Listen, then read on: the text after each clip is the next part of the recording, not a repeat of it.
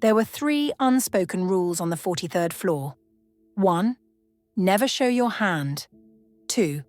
Never trust a smile before bonus season. 3. Never ever get noticed by Daniel Wexler unless you had something to prove or something to lose. I broke all 3 before February. I'd been at Briar Lang for 4 years when I made senior associate. That title came with more exposure to the senior partners, something I thought I wanted, until I saw Wexler's name on my calendar. He returned from sabbatical a week after my promotion. No warning, no welcome back email. Just strolled into a Monday pipeline meeting like he hadn't vanished for 6 months. He slipped back into the routine like he'd never left. Being senior partner meant his hours were a blur of boardroom standoffs and 3 a.m. term sheet calls. So his feedback came whenever he found the time. The first time he reviewed my work, it was a Saturday. I was alone in the office fixing a pitch book for a buy-side carve-out no one else wanted to touch. When I came back from getting bad coffee, Wexler was already in my chair, flipping through the deck. He didn't look up. "Your tax sensitivity model's wrong." "It's not," I said. Rule 1 shattered. No poker face, no pause, just instinct. He tapped the slide. "You assumed carry-forward losses post-acquisition. The buyer won't be eligible." I leaned in, checked the formula. He was right. I didn't apologize, just corrected the model, re-exported the deck, and handed it over. He didn't say thank you, just walked out. In any other job, that exchange would have felt rude. Here, silence is as close to a compliment as you got. The first 2 months of our work relationship were a series of brief interactions where he pointed out things I needed to fix in my presentation decks. By April, I'd learned Wexler's rhythm. He had a militant approach to his work, exacting, demanding, but never shouting. He didn't need to. He asked one question, calmly, and you either had the answer or you didn't. If you didn't, you felt it, not in volume but in silence, in the lingering weight of his disapproval. His praise was more of an acknowledgement than anything close to a compliment. He didn't need to say good job, because it wasn't about good, it was about right. The deal we were working on, a global reorg for a European firm, hit the rocks 2 days before the client presentation. I was stuck on a valuation discrepancy in their non-core division and couldn't untangle it. My laptop was covered in scribbled calculations and red ink, and I could feel the hours ticking by like I was trying to outrun a storm. Wexler walked in like a shadow, no sound to his footsteps. He took one look at the screen and stood there, waiting. I didn't look up. "You're missing the cost of capital adjustments in the model. Too much weight on short-term cash flow."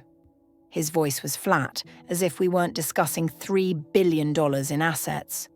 "I know," I muttered, closing the file and opening a new one, trying to keep it simple for the presentation. "Simple won't win them over." His eyes flicked over the mess of spreadsheets, unbothered.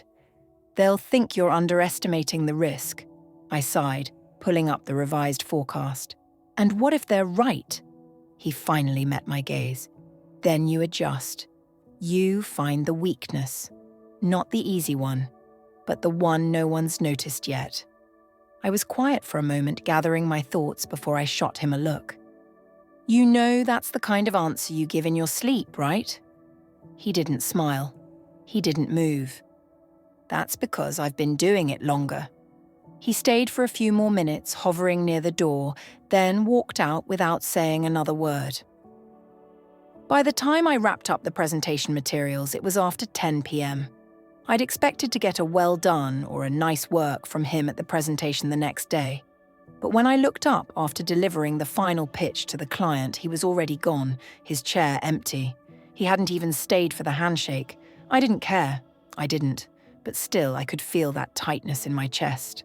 By August, I had started looking forward to Thursdays. Every week we played tennis with a healthcare client who preferred FaceTime over slide decks. Wexler was better than me at the game, but he never crushed me. He kept the pace tight, just enough to stay in control. Afterward, we always went to the same restaurant near the park. He always ordered grilled chicken with no dressing. I didn't ask why anymore. The conversations during those Thursday lunches drifted. Not all the way, but enough. Just enough for me to glimpse behind Waxler's professional persona. I don't know if it was the endorphins from our tennis matches, but he was often more relaxed, a little more open. The first time I ever heard him laugh was when he told me about his failed attempt at stand-up comedy in college. He had bombed so badly that an old lady walked up to him after the show and offered him $50 to clean her shed, just so he'd stop doing comedy for money. I also learned that he hated being photographed. He didn't drink caffeine after noon and had a sister who ghosted the family 10 years ago, but still sends cryptic postcards from places she knows they'll never visit. He told me that last story too fast, then pivoted to a new topic before I could ask more.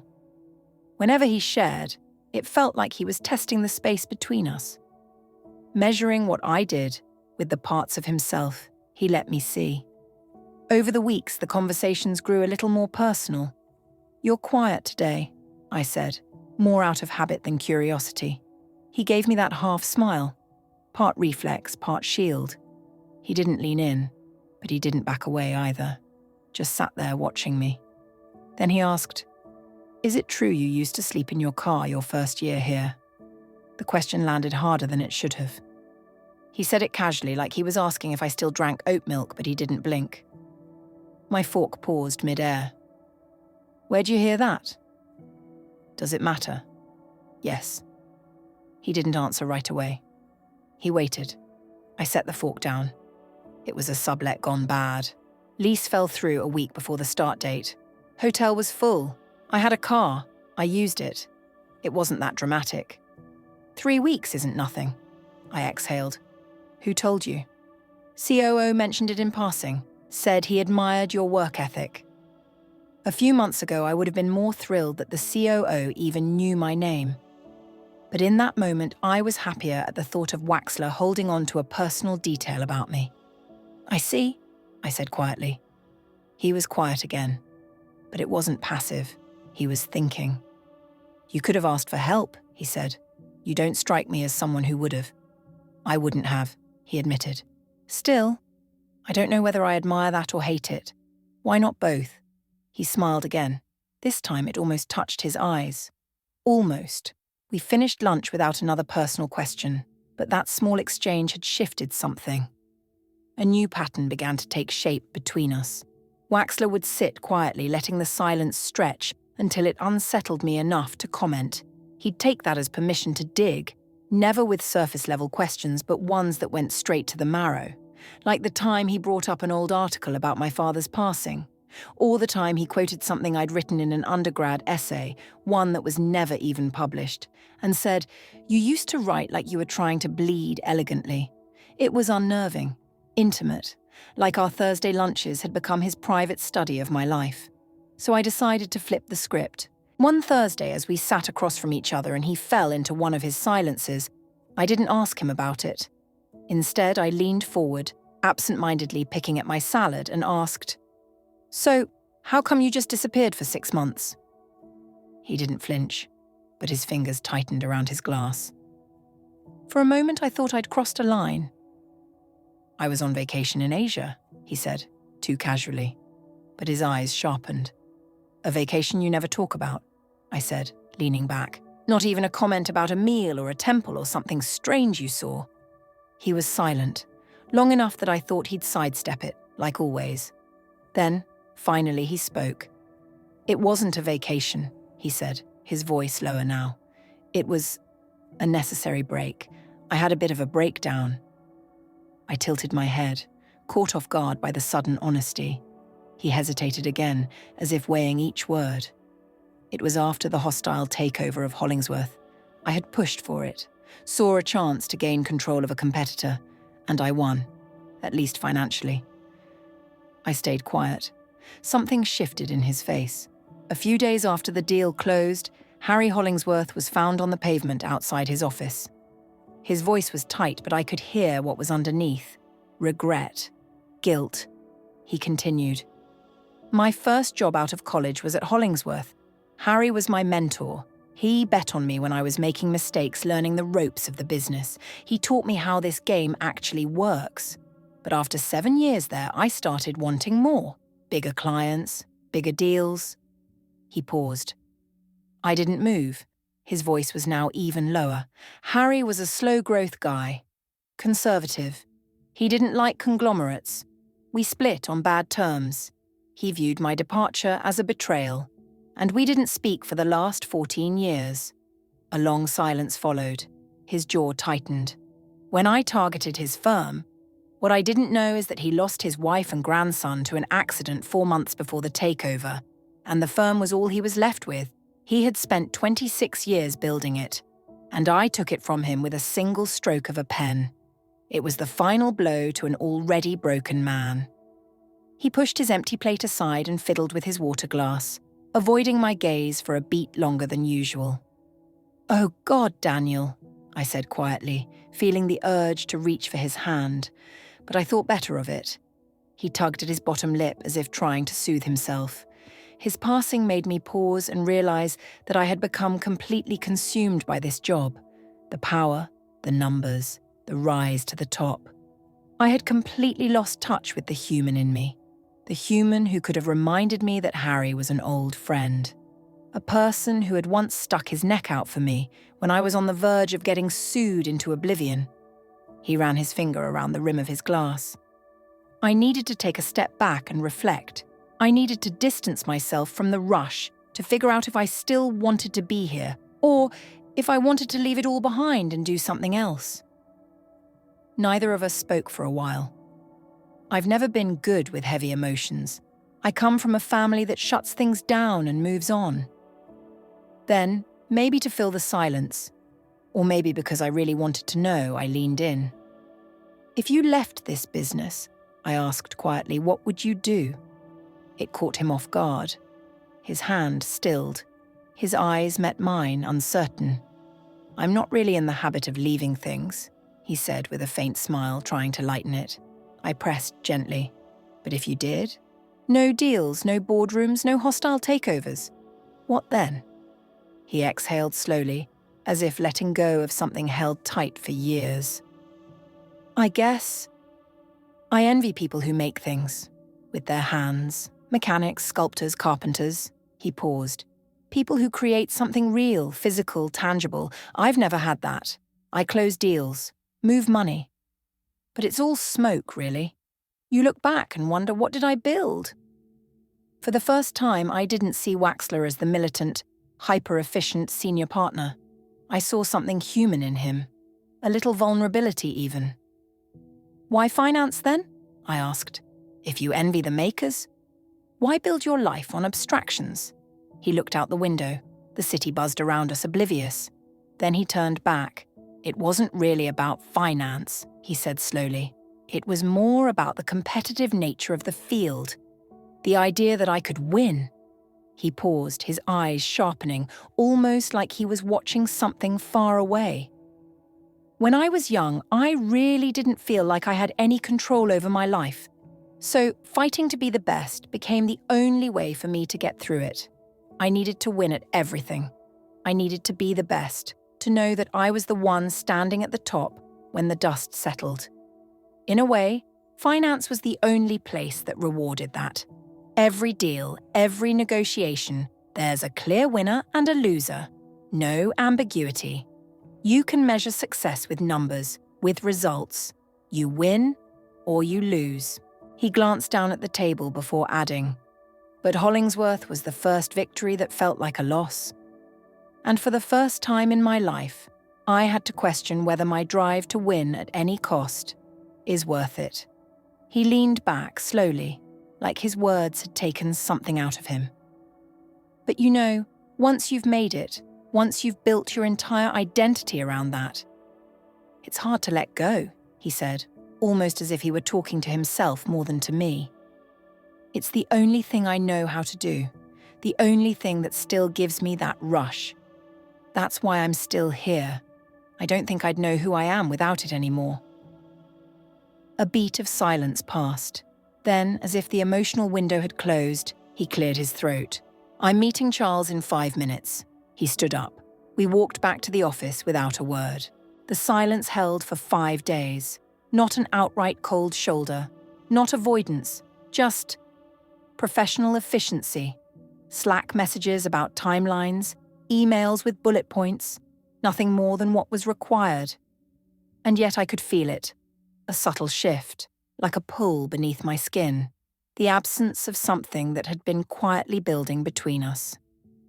Wednesday night, 10:10. I was reworking merger rationale slides for the fintech cross-border deal, the one with too many lawyers and not enough EBITDA. The office was mostly empty, floor lights low. I'd just opened a stale leftover cupcake from someone's birthday and was halfway through scraping off the frosting when Wexler appeared beside my desk, holding a marked-up printout. He dropped it gently on my keyboard. Slide 12. Your front-running synergy estimates without footnotes. I didn't look up. Legal won't approve the breakdown until the board votes. You want me to flag an assumption that'll get cut anyway? A pause. I want the CEO to trust our math before they trust their GC. That earned a glance from me. Then he looked down at the cupcake and said, "Didn't expect you to be the one going for sugar at midnight." I raised a brow. "Why not?" He hesitated, just for a beat. Then, "You don't exactly look like someone who breaks training for buttercream." The way he said it might have passed as an observation. But I caught the shift in his gaze, the flicker down my body, then quick correction. "I mean, with your hours, most people would be running on caffeine and salt by now." But the slip had already landed. "Strategic frosting removal," I said, dragging my finger through the icing. Trying to avoid the crash. His mouth twitched. Not quite a smile. "Frosting gives you a sugar crash?" "Frosting makes me nostalgic, which is worse." That got him. A low laugh. Brief, contained. For a moment, it was just us. Two people too tired to pretend we didn't notice each other anymore. Then he glanced out the window. "Storm's rolling in. Think we'll make it out before it hits?" He didn't answer right away. When he did, it was quiet. "I think we're already in it." I couldn't tell if he was talking about the weather or something else, but I turned my attention back to my screen. The next morning, I walked into the war room for a pitch deck review, expecting the usual flurry of feedback. He was already there, back straight, sleeves rolled up, flipping through my slides with a focus that was more intense than usual. He didn't look up when I entered. That was new. "You moved the comps into the appendix," he said, his voice flat, emotionless. "Why?" "The board wants the strategy up front. They're trying to posture. I'm giving them the illusion of control." There was a long pause. I thought he would dismiss it, move on. But then, finally he looked up, his eyes meeting mine with a sharpness that made my breath hitch. "I get the instinct," he said slowly. "But illusions backfire." I crossed my arms, heart kicking up a beat. "Only if you lose control of them." There was a flicker of something in his eyes. Approval, perhaps. But before I could read it, he set the packet down and stood. "Walk with me." It wasn't a request, it wasn't even an order, really. It was a pull, and I couldn't ignore it. Neither of us spoke until we stepped into the elevator. The doors slid shut, enclosing us in the small space. He didn't hit a floor number. "What are we doing?" he asked, his voice low. It wasn't angry, it wasn't tense, but it was real, and it hit me harder than I expected. I didn't pretend to misunderstand. "Working?" He raised an eyebrow, the corner of his mouth tilting upward ever so slightly. "Is that your answer?" I met his gaze, steady. "It's the only one I'm supposed to give." The elevator hummed, but the noise felt distant. The world outside the little box, the analysts scrambling, the phones ringing, the deadlines ticking, all of it felt farther and farther away with each passing second. In that confined space, time seemed to stretch, fold in on itself. "I think about you," he said finally. Quiet, like he was saying something vulnerable, something raw. "More than I should." My breath caught and I swallowed, trying to steady the pounding in my chest. "Then don't." His eyes softened just a little, a fleeting expression that hinted at something beyond the hard-edged professional he always presented. His mouth twitched, like he was about to smile but stopped himself. "You think I haven't tried?" The air between us grew thick with unspoken words. He stepped closer. Not aggressively, not with the weight of a promise, just proximity. And I didn't move. I didn't step back, didn't say anything to break the moment. It was a slow approach. His hand brushed against my cheek, tentative, as if he wasn't sure I'd let him. His thumb traced the line of my jaw, the touch almost reverent. His lips hovered near mine, but he didn't kiss me immediately. The tension lingered, drawn taut as we stood there, breaths coming in quiet bursts, each of us waiting for something. When his lips finally met mine, it was nothing like I expected. It wasn't urgent, not a burst of passion or acclaim. It was careful, deliberate, like he was testing to see if it would hold. His hand slid to the back of my neck, holding me there, his mouth warm and steady against mine. There was no arrogance, no strategy, just want. A quiet acknowledgement that, for this one moment, we were both crossing a line we couldn't uncross. When we pulled apart, the silence in the elevator felt heavier than ever. He didn't speak. Neither did I. I could still feel the heat of his touch on my skin, still hear the pulse in my ears when the elevator doors opened. A line had been crossed, but I wasn't sure if I wanted to walk it back. And Wexler? He switched back to his professional demeanor as if nothing had shifted, as if the kiss had played out in my imagination. At 11:42 p.m, I got a Slack message. Wexler, I'll handle the match with Medexa today. You should stay and update the slides for tomorrow's presentation. No emoji. No hint of the night before. And that was the answer, wasn't it? We weren't going to talk about it. That was the line we drew. And I told myself I preferred it that way. Nothing happened between us, not for weeks. We kept the rhythm, strategy reviews, client meetings, long hours bleeding into longer weekends. Our roles didn't shift. I challenged him in meetings, he challenged me right back. That was what made us good. But something had changed between us. Beneath the sharp edges of our conversations, a softness had begun to form, an intimacy we didn't name.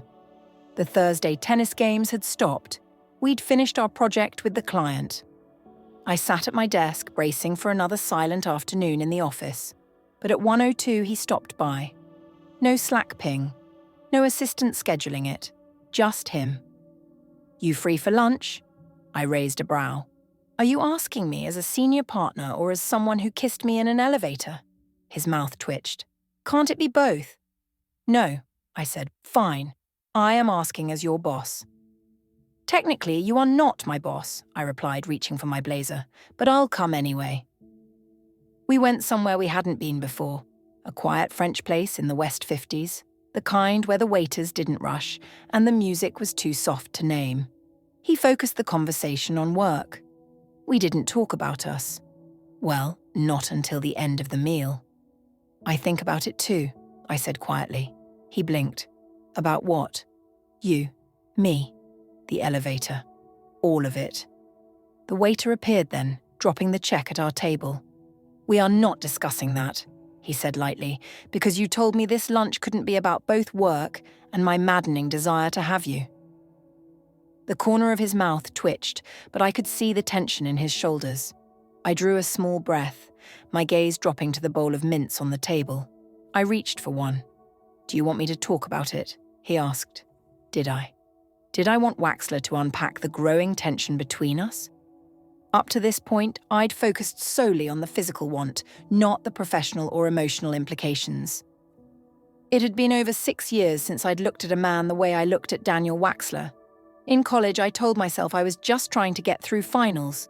When finals ended, I told myself I didn't have time.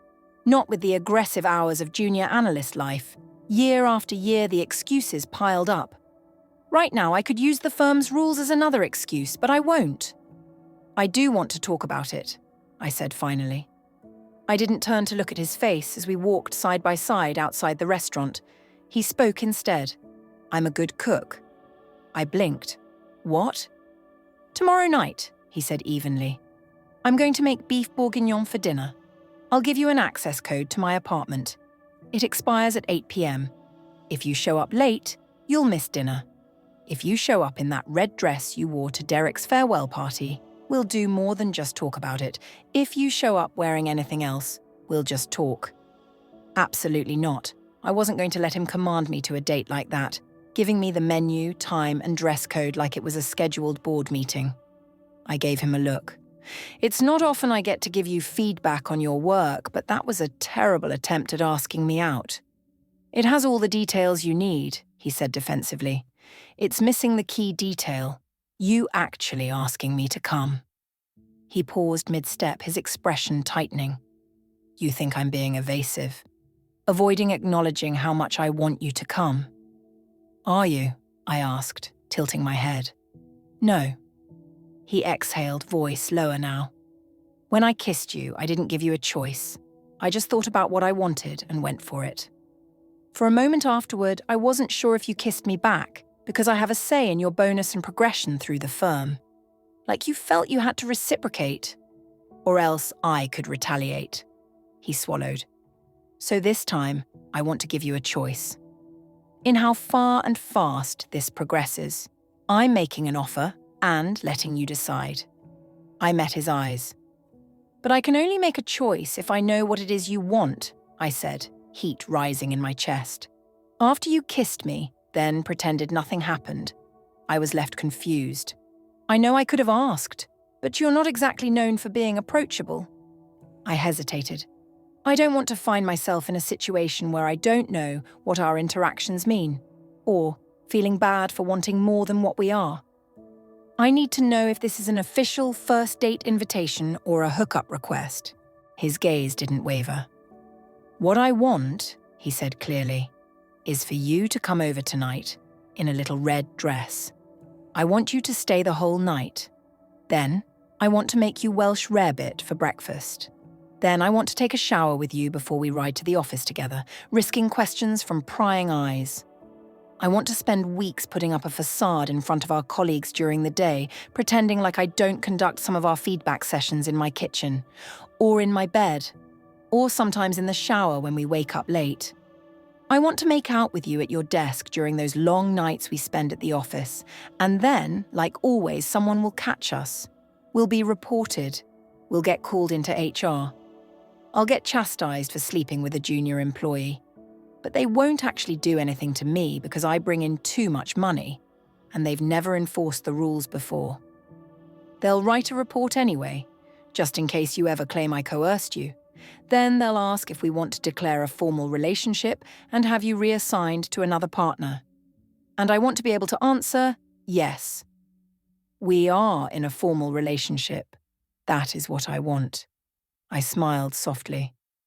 I think I'm going to get fat from all the food. He laughed, quiet but real.